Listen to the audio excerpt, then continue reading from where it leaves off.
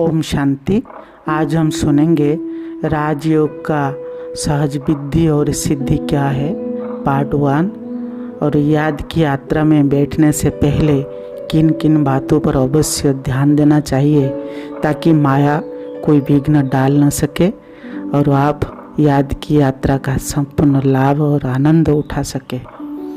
अगर आपका मन बुद्धि भटक रहा है, बाबा को याद नहीं कर पा रहे हैं, बाबा से सर्व शक्तियाँ प्राप्त करना चाहते हैं लेकिन नहीं कर पा रहे हैं, आपने लक्ष्य रखा है मैंने 8 घंटा बाबा को याद करूँगा या निरंतर बाबा को याद करूँगा, लेकिन नहीं हो पा रहा है।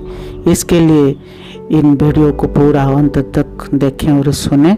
इस वीडियो को पार्ट 1, पार्ट 2, पार्ट 3, पार्ट 4 में बांट दिया गया है आपको सहज और सुंदर तरीके से समझने के लिए।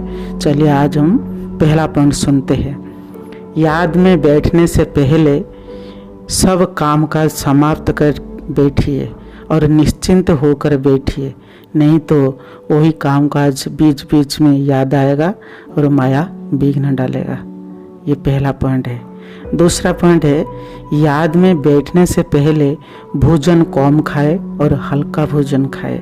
पेट भरकर न खाए, और पेट भरकर हम खाकर बाबा की याद में बैठते हैं तो नींद आएगी और भारी भारी महसूस होने लगेगा। और भूख नहीं लग रहा है तो बहुत अच्छा है, ऐसे ही बैठिए।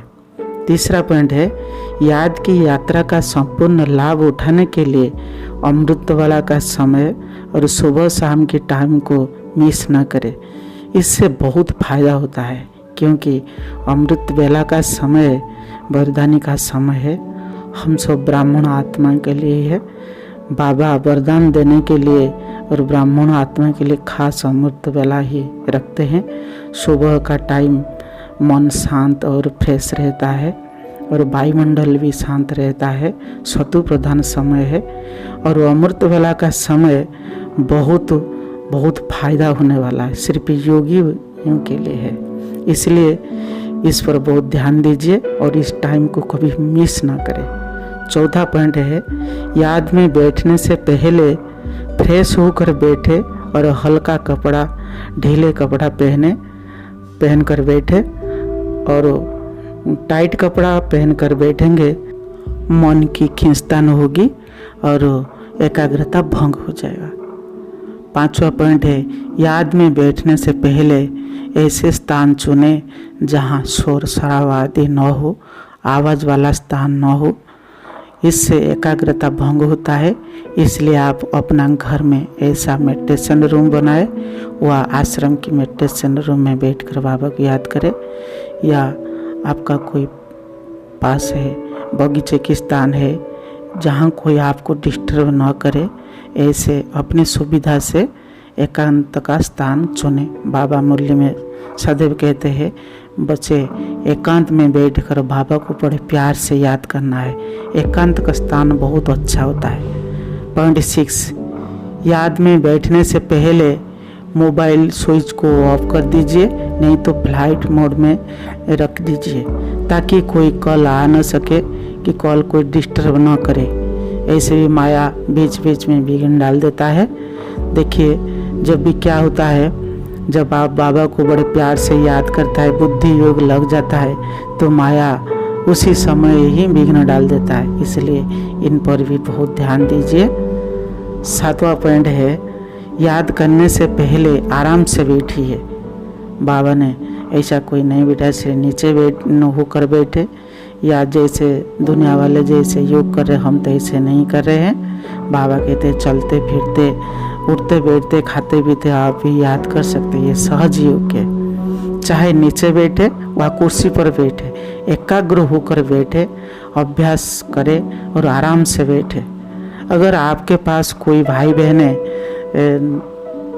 बैठे हैं, थोड़ा डिस्टेंस मेंटेन करें। और अगर वो भाई बहन हलचल हो रहे, डिस्टर्ब हो रहे हैं, आपको भी डिस्टर्ब करेंगे। इस बात पर ध्यान दीजिए। 8वां पॉइंट है, याद में बैठने से पहले एक छोटा सा अगरबत्ती लगा दीजिए। अगर इसकी ज़रूरत नहीं है, आपको खांसी आ रहा है तो छोड़ दीजिए। और पंखा स्लो से चलाइए और स्लो म्यूजिक बजाइए। अगर आप पक्के हो गए तो इन सब की कोई ज़रूरत नहीं है, सिर्फ साइलेंस में बैठकर बड़े प्यार से बाबा को याद करें। इन बातों पर ध्यान दीजिए मीठे प्यारे भाई बहन। मैंने देखा है अगर इन बातों पर हम ध्यान नहीं देंगे तो हमारा जो योग है वो अच्छी तरह से बाबा से नहीं लग पाएगा। माया बीच बीच में विघ्न डाल देगा और संपूर्ण आनंद नहीं उठा सकेंगे। इसलिए इन बातों पर ध्यान दीजिए। और कल हम सुनेंगे इंटरेस्टिंग पार्ट 2, कैसे हम बाबा से बुद्धि योग लगाएंगे, राजयोग का सहज और सुंदर विधि और सिद्धि। इस वीडियो को कभी मिस नहीं करना है और सेकेंड वीडियो में बहुत ज़बरदस्त होने वाला है। मैं आशा करता हूँ ये वीडियो आपको बहुत हेल्पफुल लगेगा। ओम शांति।